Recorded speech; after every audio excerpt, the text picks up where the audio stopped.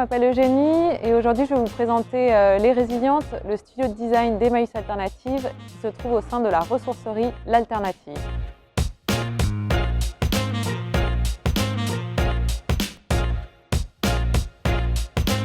Moi je suis designer d'objets de formation et il y a aussi une designer textile qui est chef d'atelier.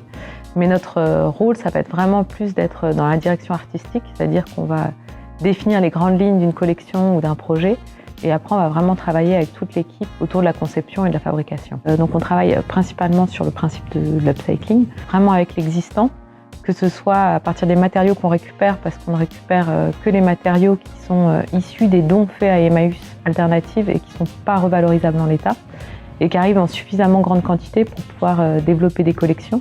Donc on a des gens qui arrivent avec des parcours différents et on va vraiment adapter le projet à leur savoir-faire.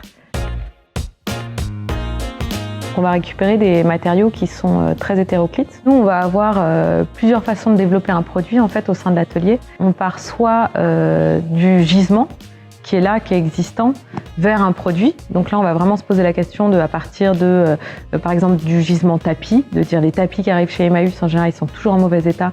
Quel genre de produit est-ce qu'on va pouvoir développer? Ou alors, on va partir d'une idée d'un produit et là, on va chercher le gisement. Donc c'est vraiment soit du gisement au produit, soit du produit au gisement.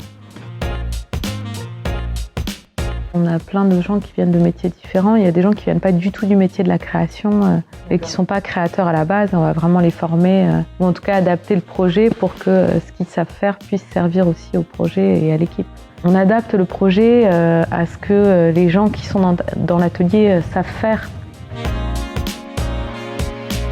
Emmaüs, c'est un mouvement, c'est ce qu'on appelle une fédération d'associations qui ont tous la même mission, c'est de lutter contre la précarité.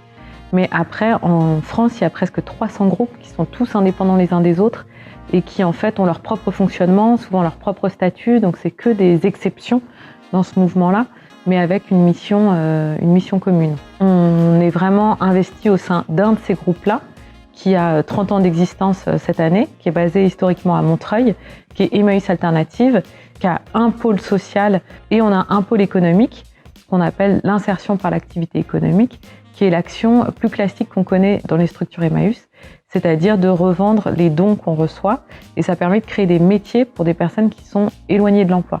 Donc ça veut dire qu'on va accueillir des gens qui n'ont pas travaillé depuis parfois de nombreuses années, et on va leur proposer le métier de la vente, de trieur, des personnes qui vont aussi chez les gens récupérer les dons. Tout ça, c'est des métiers d'insertion et on les accompagne pendant 6 mois jusqu'à 2 ans vers une insertion professionnelle durable.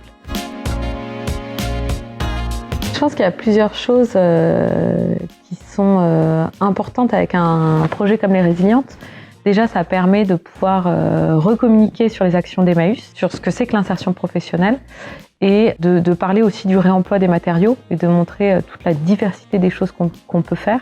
Une deuxième chose qui est hyper importante et sur laquelle on voit vraiment un véritable changement, c'est sur tous ces jeunes designers et jeunes créateurs aussi qui ont envie de s'engager, qui ont envie de chercher du sens, parce que je pense que c'est le problème de toute une génération aujourd'hui. Souvent vraiment à cheval entre les valeurs sociales portées par le studio, mais aussi les valeurs environnementales.